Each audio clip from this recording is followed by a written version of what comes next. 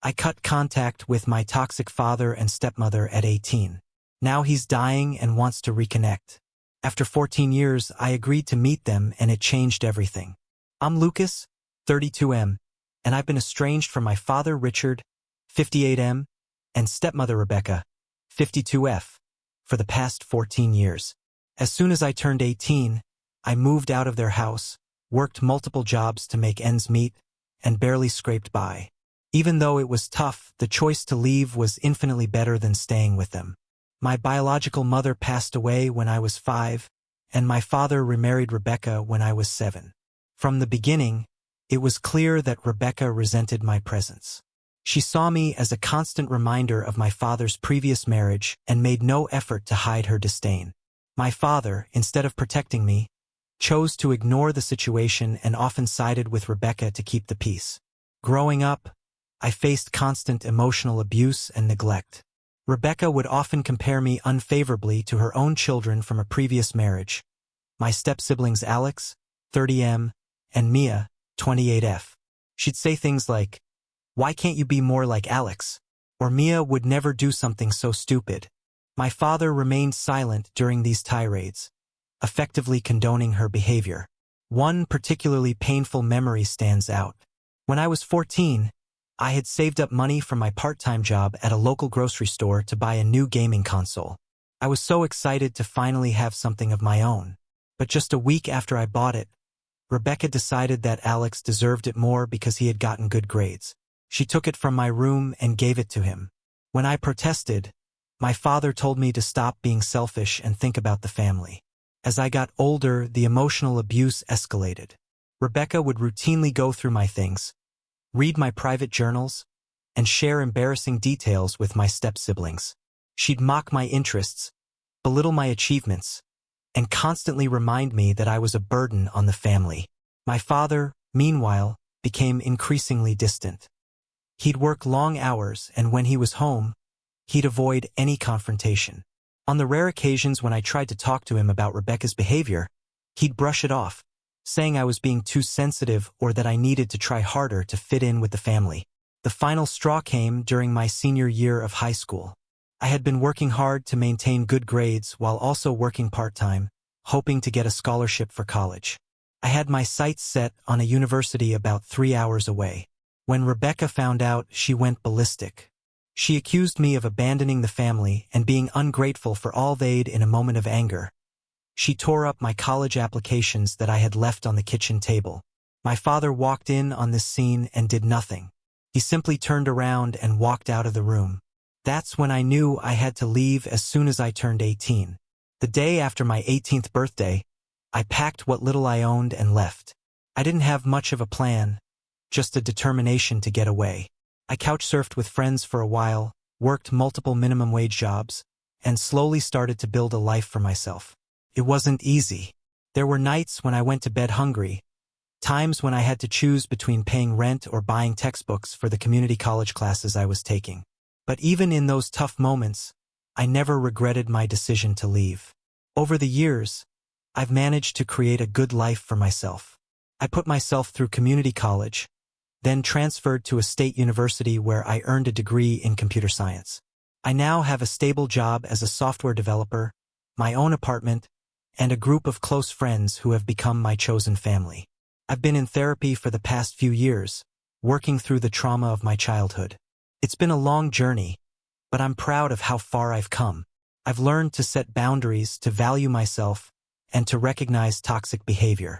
Recently, my stepsister Mia reached out to me through social media. She said that our father is ill and that both he and Rebecca want to reconnect. She painted a picture of them as remorseful, claiming they've changed and want to make amends. Part of me is curious. Despite everything, there's still a small part of me that yearns for a relationship with my father. But a larger part of me is terrified of opening that door again. I've worked so hard to heal and build a life for myself, and I'm afraid of undoing all that progress. My girlfriend Zoe, 30F, who I've been dating for 2 years, thinks I should at least hear them out. She comes from a close-knit family and believes in the power of forgiveness. But she also says she'll support whatever decision I make. I'm torn. On one hand, I've dreamed of hearing an apology from my father and Rebecca for years. On the other hand, I'm scared of being hurt again. What if they haven't really changed? What if this is just another way for them to exert control over my life? I don't know what to do. Should I give them a chance to explain themselves? Or should I maintain the distance that has allowed me to heal and thrive? Am I the asshole if I choose not to reconnect with my dying father? Update 1. It's been a month since my last post, and a lot has happened. After much deliberation and several long conversations with Zoe, I decided to meet with my father and Rebecca. I want to thank everyone who shared their thoughts and experiences. Your insights were invaluable in helping me make this decision. I arranged to meet them at a neutral location, a quiet cafe near my apartment. I chose this spot so I could easily leave if things got uncomfortable. Zoe offered to come with me for support, but I felt this was something I needed to do alone. When I arrived at the cafe, I was surprised to see how much my father had aged. He looked frail and tired, a stark contrast to the strong, imposing figure of my childhood. Rebecca, on the other hand, looked much the same, though there was a nervousness in her demeanor that I'd never seen before. The meeting was intense. My father started by apologizing for his absence during my childhood. He admitted that he had failed me as a parent, choosing the path of least resistance rather than standing up for me. He expressed deep regret for not protecting me from Rebecca's mistreatment and for not being the father I deserved. Rebecca's apology was less straightforward. She acknowledged that she had treated me unfairly, but tried to justify her actions by talking about how difficult it was to be a stepmother. She mentioned feeling threatened by my presence and the memory of my mother. While I appreciated her honesty, I couldn't help but feel that she was still trying to shift some of the blame onto me. As they talked, I realized something important. While they seemed genuinely remorseful, they didn't fully grasp the extent of the damage they'd caused. They spoke about specific incidents, the gaming console, the torn college applications, but seemed oblivious to the daily emotional toll their behavior had taken on me. When they finished speaking, I took a deep breath and shared my perspective. I told them about the years of therapy, the struggle to build self-esteem, and the constant battle against feelings of worthlessness that stemmed from their treatment. I explained how their actions had affected every aspect of my life, my relationships, my career choices, even my ability to trust others. My father listened silently, tears in his eyes. Rebecca seemed shocked, as if she was hearing this for the first time. Maybe she was. Maybe they had both convinced themselves that their behavior wasn't as bad as it actually was. After I finished speaking, there was a long silence. Then my father asked if there was any chance of rebuilding our relationship. He mentioned his illness, stage 3 lung cancer, and expressed a desire to make things right before it was too late. I was honest with them. I told them that while I appreciated their apologies, I wasn't ready to welcome them back into my life. The trust that had been broken over years couldn't be repaired in a single conversation. I explained that I needed time to process everything and that I couldn't promise anything. They seemed disappointed but understood. As we were about to leave, Rebecca handed me an envelope. She said it contained letters from both of them, explaining their perspective on what happened and their hopes for the future. She asked me to read them when I felt ready. I left the cafe feeling emotionally drained but also strangely relieved. For years, I had imagined this confrontation, and while it didn't go exactly as I had envisioned, it felt good to finally say my piece. When I got home, Zoe was waiting for me. I told her everything that had happened. She listened patiently, offering comfort and support. The envelope from Rebecca sits unopened on my dresser. I'm not sure when I'll be ready to read its contents. For now, I'm taking things one day at a time. I'm proud of myself for facing my past, but I also recognize that this is just the beginning of a long and complicated journey. I don't know what the future holds regarding my relationship with my father and Rebecca, but for the first time in years, I feel like I have control over the situation. I'll keep you updated as things develop. Thank you again for all your support and advice. Update 2. It's been 2 months since my meeting with my father and Rebecca, and I wanted to give you all an update on the situation. After our initial meeting, I took some time to process everything that had been said. The envelope with their letters remained unopened for several weeks as I grappled with my emotions. Eventually, with Zoe's encouragement, I decided to read them. My father's letter was heartfelt and remorseful.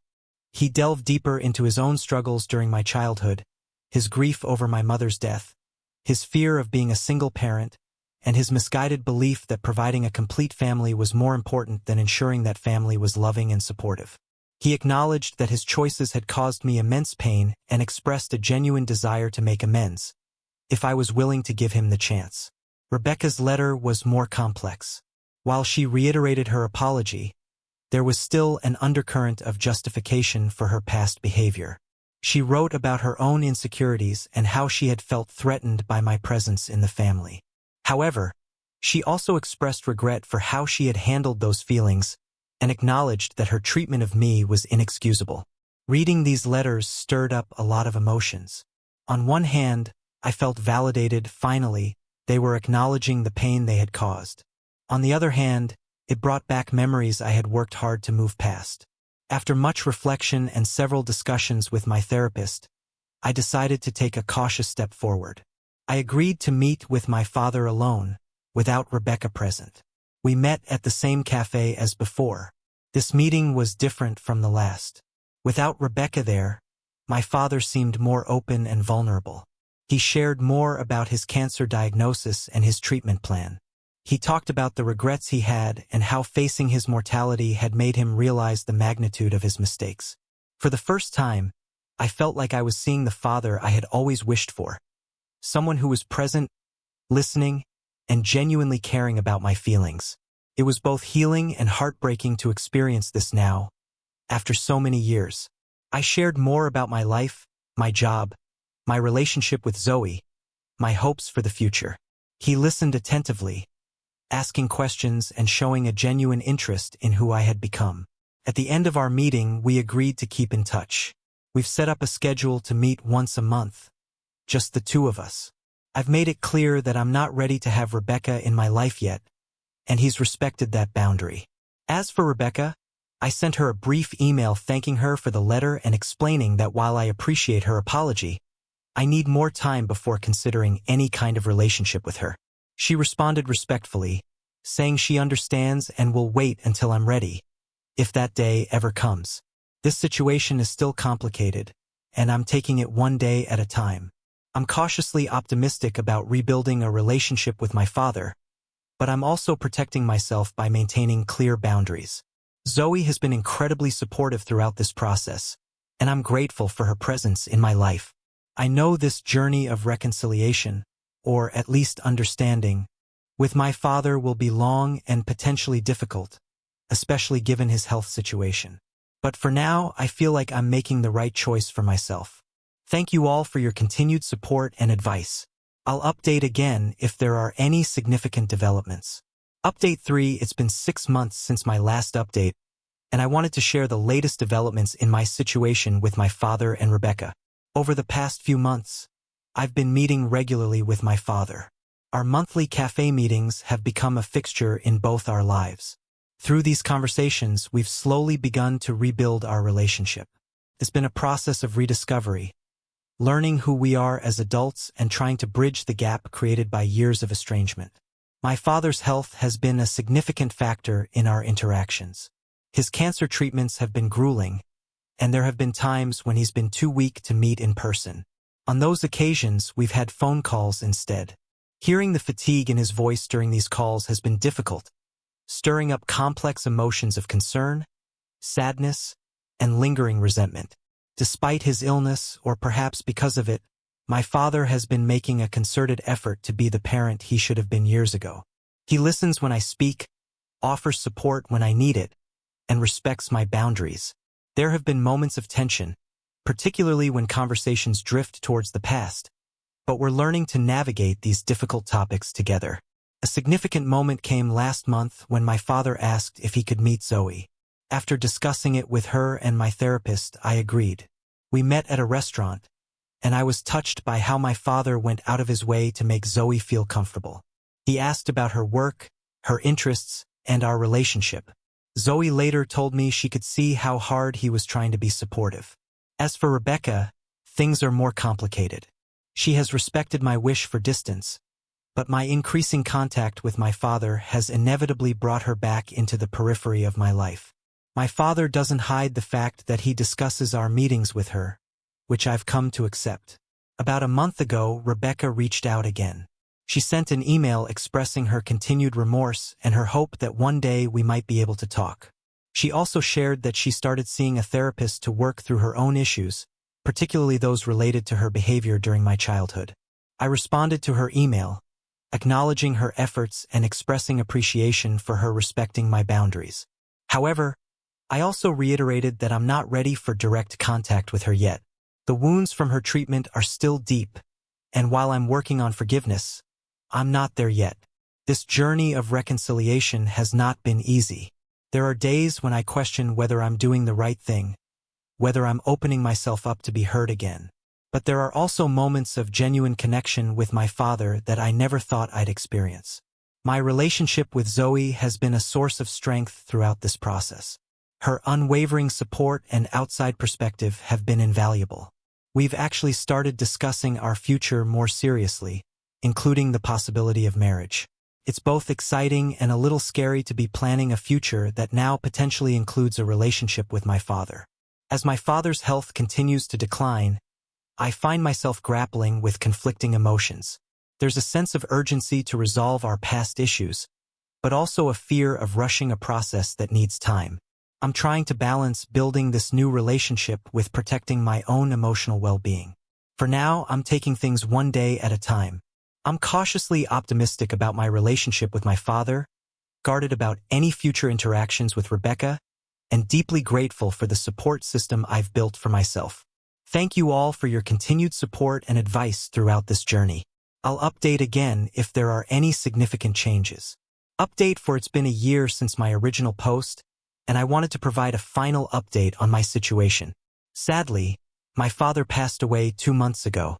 His health had been declining rapidly over the past few months, and despite aggressive treatment, the cancer ultimately proved too much.